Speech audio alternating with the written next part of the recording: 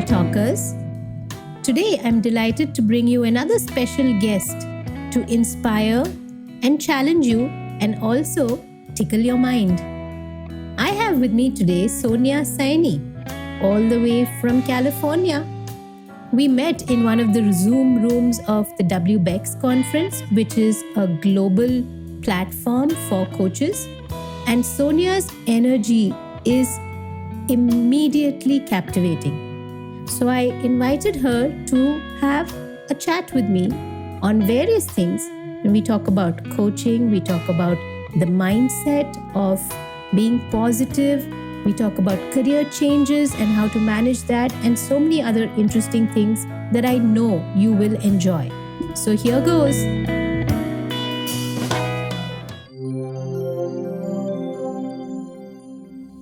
Hi Sonia, welcome to Small Talk with RainKraft. So glad to have you. Hi Subha, thank you so much for having me. We've been meaning to do this for a while now, so I'm glad that finally 2022, I'm kickstarting with you. Absolutely. I think things happen when they're meant to happen. Exactly. Obviously, as a kind of preparation for speaking with you, I was going through your website and LinkedIn and all the wonderful testimonials that people have generously shared as your client. And I was thinking, as a coach, it's not easy to get testimonials because generally folks are a little wary of saying that they're being coached and putting it out there. It was so heartwarming to see the generous reviews. And not only that, I think there was a wonderful pattern that emerged that I want to ask you about. And I think that's what struck me when we met in a WBEX meeting room, Zoom event. The energy that you bring to a conversation is amazing. I think it is just contagious too. Thank you so much. Yes, I think I'm known for my energy. And I will share the secret that I've had nicknames of Sunshine and Bubbles just because of the energy and Energizer Bunny. And I think that's just something part of my personality. And thank you for recognizing it. I appreciate it. And I think it probably does add a lot of value to the kind of work that you do. What still surprises you about coaching? I mean, you've been doing it for a while now. What really surprises you even today? I reflect on some of the amazing coaching sessions I've had with clients varying from like 16 years of age to like 75 years of age all over the world. What comes to mind is how unique everyone's thought process and solutions are. So while I'm listening to them, and this is on one of those days where maybe there's an instinctive reaction in me which says, oh, the person should do this, right? It's like such an obvious thing. But it's interesting how they think and what comes out as a solution for them. And they are super excited. And for them, that's the ultimate answer. So I think it made me realize, coming from a place of, oh, you know how we all feel this way? You know how this is what will work? There is no one size fits all. And there are always unique customized solutions that will work wonders for every individual. So true. And I think it's the awareness that you bring out as a coach in each individual that is so powerful and impactful. What led you to coaching? Because I know you've had kind of interesting careers, right? Radio jockey, if I'm not wrong. Yes, I started my professional career as a radio jockey for 8 years. I was a radio jockey and it was the most wonderful medium to help me connect with people just through my voice, just through the energy, and made me realize the beautiful ways of communication we have. It's not just the words, but also the voice that carries it. So from there all the way landing up being a senior manager at Accenture. But I think it was at Accenture when there was a day when I paused to understand my day started at 4:30 in the morning. My days ended at 1 in the night. And I was like military matron with my kids. Have you done this? Have you done that? Let's get on to doing this. Okay. We need to go. Dinner time. I had just become a machine. And when I took a pause, I really asked myself the question, what am I doing in life? And how is it important to me? And when I did that, it was very earth-shattering for me to realize what I was doing was so meaningless. Like, why are we running after these, we got to get the projects and we got to get the deliverables and we got to get this going. And that's when something shifted in me. And I said, Am I actually being a fish trying to climb a tree? I was not in my element. Is this the best I could do? No. And when that realization came, I began to find which was my water. Where would I find my water? And when I closed my eyes, there was one question when I had one of my senior managing partners at Accenture ask me, he said, what is it that you do that you love the most? And you know, Subha, I realized since my growing up years, when I helped others, it filled me with a joy that nobody can take from me. Even if it meant getting scolded by mom because you haven't done this and now you're sitting here and helping others. But it just gave me so much of joy. And that's when I realized I have to do something where I can serve and bring that help for others. It was during this course of discovery where a friend said, you have to be a coach. And I'm like, coach? Okay, what do you mean? And then I got introduced to ICF. I liked the model. I liked the approach. The most beautiful thing, it's a partnership. You're not counseling, you're not mentoring, you're not guiding. You are really being a partner and helping get them find the insights and wisdom. And when that clicked, I knew I was home. Awesome. And I think parts of your story really resonate with me, especially that phase in the corporate career when life seems so transactional, that everybody you're dealing with, everyone you're speaking to, it's about a task on a list and you're ticking it off. And I think that stepping into something as powerful as coaching after that is just so rewarding, because you really learn to take a deep breath and look inside. Yes, and also almost like being true to yourself. Am I really using my time in a way that fulfills me? Am I prioritizing the right things in my life? What am I doing to serve myself well as my close loved ones? It truly was an eye-opener. And I am so thrilled that even if the awakening came, I wish it had come 20 years earlier, but it came a little late. But I think that's the time. That was the right time for me. And I am living my life now. Superb. And you're right. I think it's about the right time, because ultimately those 20 years plus, right? And even our childhood, that's what we bring to ourselves as coaches. All that experience, all that we've gone through, all the ups and downs. It's so important to also experience that. I don't think at 25, I could have truly been a coach. Theoretically, perhaps, but the sum total of all my experiences, I feel add a lot to how I view a coaching relationship now. You said something very interesting out there, right? You are equating the experiences, life experiences, to bring meaning to you being a coach today. And I kind of see it slightly different there. Part of it is, what is a coach?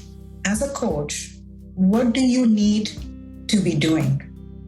And truly, in the ICF format that I follow and I believe in, as a partner, when I have a client sitting there, it is not my responsibility to solve their problem. I am there with an absolute open, blank mind. I am there with curiosity.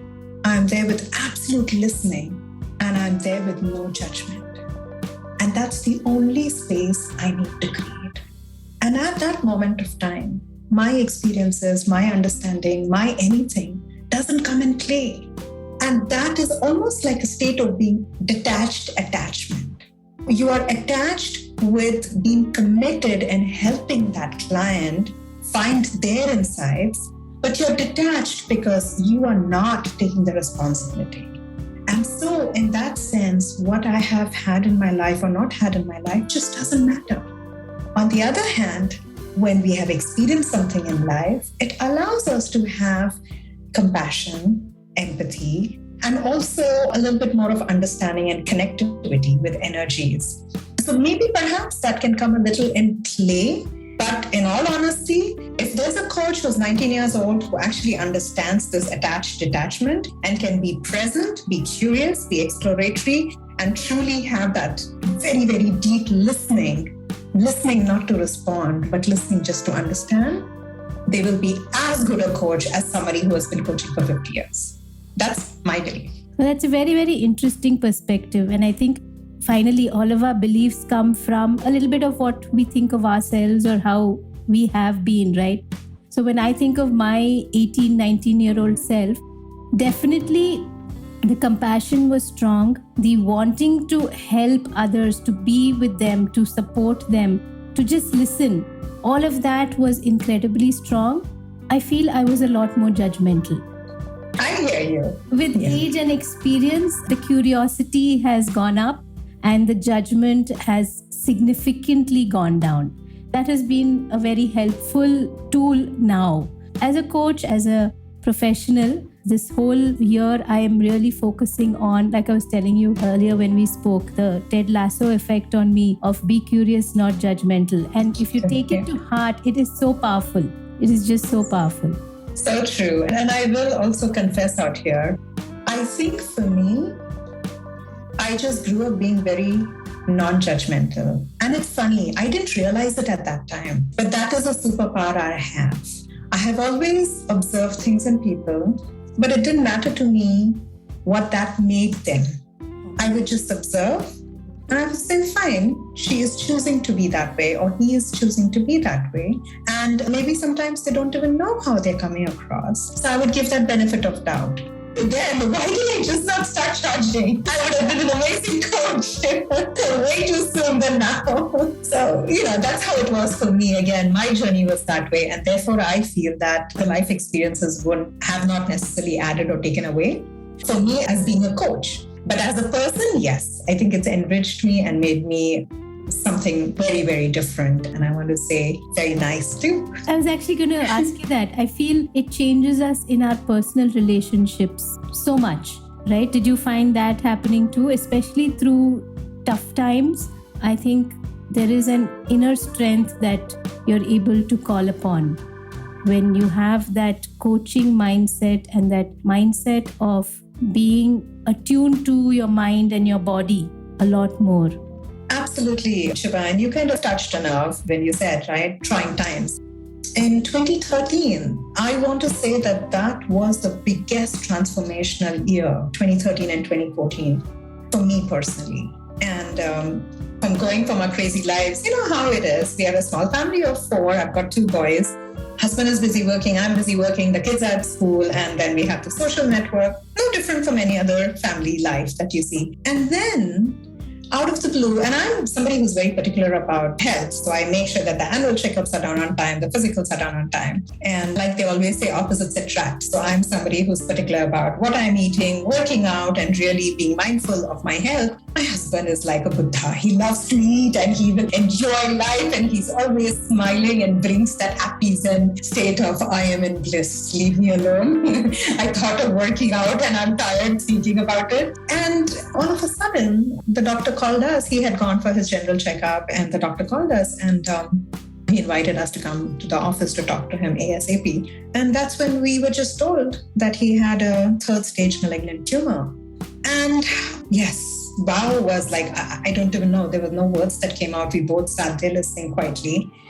And then he went away to work and I went back home because I was working from home that time. And I was crying. I couldn't understand. I mean, it literally, like they say, 911 happened to me in my life. Like they say, the earth from beneath my feet just shifted. My kids were young. They were like 3.5 and about 7.5, 8 and that. And so I'm sitting and I'm thinking, oh my God, what the hell hit us? So that day we went back, we were all very quiet. It was a sober dinner. We didn't have much conversation. It was almost like neither my husband or I wanted to talk much at the time. We were both just processing what we had faced. And we went to bed and tying it back to the energy and the positivity that I always just have in me, something was in there and I went to bed and I woke up in the morning and I was like, yay, good morning. And my husband looked at me like, she's lost it. Like, now what do I have to do with? And I looked at him, I gave him a warm hug and I said, we are good and we will be fine. And he said, okay. And I said, no, really. And he said, okay. And I said, think about it. We found out about it. So something can be done about it. 6 months later, if this had not been discovered, it would have been a different story. But that didn't happen. I said, somebody out there was looking out for us. It was meant to be found and it's going to be okay. And just like that, the energy shifted. about sparing you. You're not worried about the cancer. But it was that moment where I realized anything is as big or small as you make it. Anything is about the perspective, how you look at things. And if you want to see something as like a big mountain, you are going to be overwhelmed. But if you are able to bring it down and see the positive in all that bad that's actually happening, you might be able to find a way to overcome it. And at the end of the day, I'm not saying that all the results will be how they are. My husband is cancer-free. It's been 8 years now. And I'm very grateful and I'm still on top of things. But I know that day I learned that deep lesson. And I knew that there is nothing in the world, no matter how good, bad, ugly it is, that I will not be able to conquer. Because my attitude, the Sonia attitude as my friends call it, was the driving power that will always help me see the perspective in a very nice, positive way. Thank you so much for sharing that. So powerful. And I think you're right. It's your superpower. And that event probably just supercharged it and brought it to the fore. But it's truly a superpower to be able to see the positives in a difficult time like that. And it doesn't come to many of us, to most of us easily. It's also great that it's something that you're able to pass on as a coach. Right? The energy, the positivity. And I think it is truly impacting lives. Thank you. I think to the point, exactly what you said, the focus when people have on things that are not in their control, then it's never going to be a battle that they can win because it's not in their control. But if the focus is inwards, saying, what's in my control? What can I do? The power of our inner thoughts creates a reality, creates a belief, and that becomes our truth. So the question is, what is the truth that you're carrying today in your hearts and minds? What are you believing? What is your perspective? What are you seeing? Because what you see becomes your belief, and what your belief is becomes your truth. I'm going to shift gears a little bit here, but it's a thread that I want to kind of stay with. And I'm wondering if in your kind of coaching experience, especially over the last 2-3 years during the pandemic, I find that a lot of folks, let's say in their 40s, probably mid 40s, late 40s, put in about 15-20 years in the corporate career track and they've hit a plateau. That plateau just kind of has started to feel more real with this working from home and the long hours and just the anxiety in the mind about so many other things. Is it inevitable? Is it something that after 15-20 years, why are so many people soul searching? Typically at that stage, we have the great resignation, whatever, but it's a trend or it's definitely there. Do you see that too? Yes, I have observed that pattern. And again, it's very simple. It's all in the mind. So think about it. When a young adult leaves a home for college or for the first job, they're full of energy, they're full of dreams, they're full of what they can achieve. And so now they get invested in that and get engaged in life and engaged in living it up and feeling the freedom and really like the usefulness of where they are. And then over a period of time, with the responsibilities that keeps getting added on, with the age, with the weight that actually carries, and I'm not meaning about the physical weight, but really the weight of the burdens, relationships, and everything else that they're trying to juggle and manage and learn from, then there comes a time in life where their mind says, oh my God, I just keep going on and on and on and I'm tired. So stop and think. What's the inner conversation you're having with yourself? I am tired. I've had enough. I can't do this anymore. And just as you say that to yourself, you have drawn your boundary and you've drawn your limit. But the truth is, there is no limit. And you're right, those, let's say, of all those who kind of hit that plateau and are doing that soul searching and feeling the fatigue, those who come out of it stronger are those who are able to have that positive mindset of, okay, let me work at this. Fine, I've hit that plateau. I don't enjoy what I'm doing anymore. I've given 20 years to this. It's the only identity I know for myself, but I don't enjoy it anymore. When they approach it with the mindset of, let me discover what I'm good at. Let me discover what more I can do, what new I can do. They do come out of this really enlightened enriched for having gone through that plateau in a way. And then they discover something that they would probably really enjoy for maybe the next 10 years. And then you again kind of reach another phase in life and you want to do something else. And I will tell you, this is already shifting. Because if you talk to the millennials, you talk to the younger generation today, they are very clear and focused on what do I want to do and what am I going to get out of it and how fulfilling it is. They are walking away from things that is not giving them happiness. They're walking away from environments where they're not getting their respect or their empowerment. So it's interesting that what a certain generation took maybe 25, 30 years to reach, to reflect on, newer generations are catching on that way faster. Now, one can then also say the shift has then become from, instead of thinking of we as a family unit or as a collective, it's shifted more to me. What do I want to do? What do I like? What am I good at, right? So there's a good and bad that comes. And again, it's all about the perspective that we look at. But it's amazing to see that the younger generation is getting their priorities right and making those choices very deliberately. And who knows, I think they might flourish way better and not reach that plateau. Exactly what I was going to ask you, that can let's say our younger listeners, can they preempt this? And I think that's exactly what you've answered, because they're right now itself focused on what is giving them joy, what is giving them fulfillment. And if that means that in those first 10, 15 years, they've tried 4 different things, great. They're not tied and bound to this is my identity and hey, I was a banker, I have to be a banker. I was a consultant, I have to be a consultant, right? They are willing to say, hey, I tried. It was okay. It was actually great for those 2-3 years. I'm ready to move on. Yes, and they have the courage to follow their heart or to follow that what feels right. Whereas a lot of times people are stuck because that's their comfort level. That's a security. That's their loyalty or whatever it may be, right? There could be so many reasons, but it takes courage to walk away and to do what you know you should be doing or you want to do it. What I really like in terms of what's happening today is that a lot of individuals, whatever stage of their career, are willing to seek help, right? Are willing to seek external support. They're happy to have an objective voice alongside them. Like you said, just helping them think out loud, brainstorm, tie common threads together, really enhance their own performance. And I think that takes courage to open up to a stranger end of the day and say that this is where I'm vulnerable, or this is what I fear, or this is what I'm not good at. But more and more folks are trying it out. And that's a great sign. Yes, and you nailed it.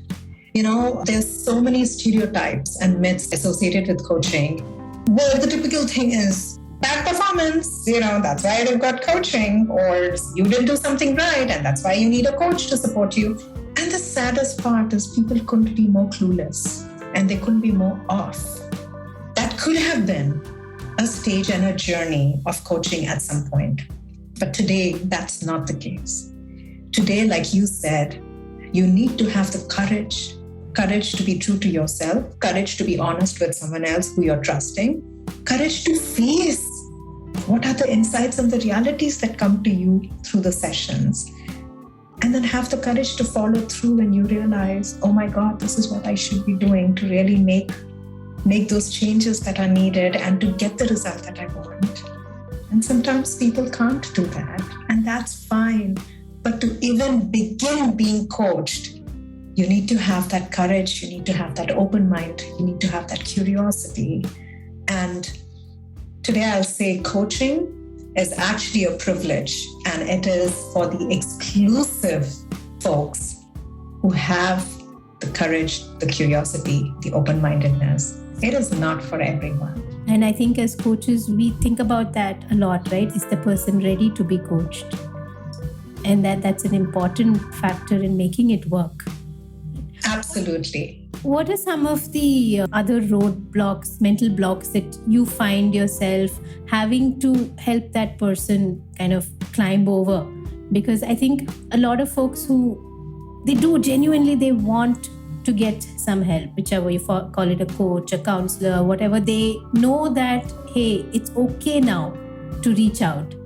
But there are still a lot of preconceived notions in their mind in terms of how that engagement will go, how fast can I see a result is another one, right? If I'm getting help, it can't be really, it'll take 6 months, it'll take a year, forgetting that it's taken them 45 years to get to this point, right? So what are the other preconceived notions that you have to kind of help them overcome? Even as I answer that question, there's something you hit on, and I want to put it out there again to tickle the minds of our listeners. When people are hesitant of deciding, and how do they help themselves at that point? How do they find that courage to actually take that first step, right? Everyone has motivations, intrinsic motivations. And one is like, oh, I so want to lose weight, right? You want to lose weight. And one is, I don't want to become fat. I don't want to become like this. So if a person can understand which is the most strong driving force, the motivation to be away, I don't want to be, that's the motivation away, or the motivation towards, I want to be. And if they can understand the strength of which force is the more stronger driving force and make that their anchor, they will actually find the courage in them to take that step and cross the threshold. So I just wanted to kind of put that thought out there. It's very interesting, but such a huge difference in the way the two statements play, right? Yeah. So understanding what is it, the pull or the push? Where does your motivation lie? Some of the other preconceived issues, I want to definitely say that people have so many beliefs in their lives which are very limiting, which may not be true. We wake up every day in the morning, you brush your teeth, you take a shower, and you wash your hands every time. And especially given COVID, we all know how much washing hands is so important. People do everything this every day. How many of you get up and clean your minds? Actually see that, is that in a clean, nice state? And the simplest way for that is, if there is a thought in your mind which is actually negative, it takes away your energy. Aha, that's a weed. And you need to recognize it, scan it, recognize it, chop it off, and kill it. Because those kind of weeds will only grow in your mind. Whereas if you have a thought that gives you happiness, you know that you're in a good state of mind where it will allow your creativity, it will allow your calmness, it will allow an openness of mind to accept and to grow. It is, like they say, the parasympathetic nerves and the sympathetic nerves, which ones are at play? Because if it is the parasympathetic, then you are calm and you're breathing deep and nice and you're open and you're creative and your energy is positive. But if you're in the sympathetic nerve system that is at work, then that's where you are in that fight or flight. Okay, what do? I need to fix this. I need to find the problem. And then you are stressed and you're tensed and you're closed-minded and you're reactive. Just by understanding what is the quality of your thoughts, what is the energy that those thoughts give you. You don't need a doctor, you don't need a medicine, you don't need an external help. You can shift and change, and you can find yourself in a more resourceful state of mind. That's lovely. And I just realized that cleaning your mind, I mean, you put it so beautifully. I've never thought of it that way. And I think I've been intuitively doing that, especially in the last couple of years. I built myself a little green garden space in the balcony. And every morning I head there first so that I get this 10 minutes in a green space, warm sunlight, fresh air, and just to kind of zone out the negativity and to just start the day with positive, maybe even no thoughts. That's also fine. And like you said, so many limiting beliefs, right? I think the same 5 to 10 minutes I had even in the craziness of the corporate life. Just 5 to 10 minutes. I could have pulled it out even then.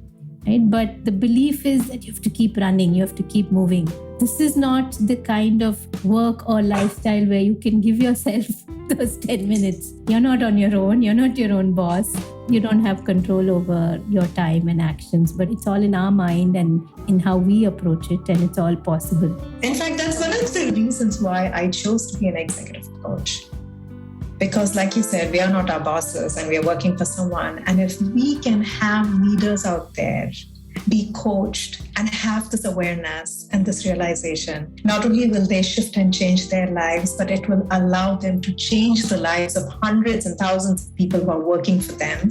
And therefore, that one person's coaching can actually be an amazing triple effect for so many others. So true. I think, we do forget that. That's the power of kind of empowering that leader or that individual, the cascading effect, which we never really know and which even they may not realize, but it'll just spread across so many others.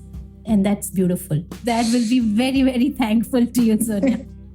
Of course. And thank you so much, Subha. It's been such a pleasure chatting with you. And it's been my honor and privilege to be part of this podcast today. I really appreciate you for inviting me. Thank you so much. And we will chat again for sure. Sounds good. You take care now. Bye. Bye-bye.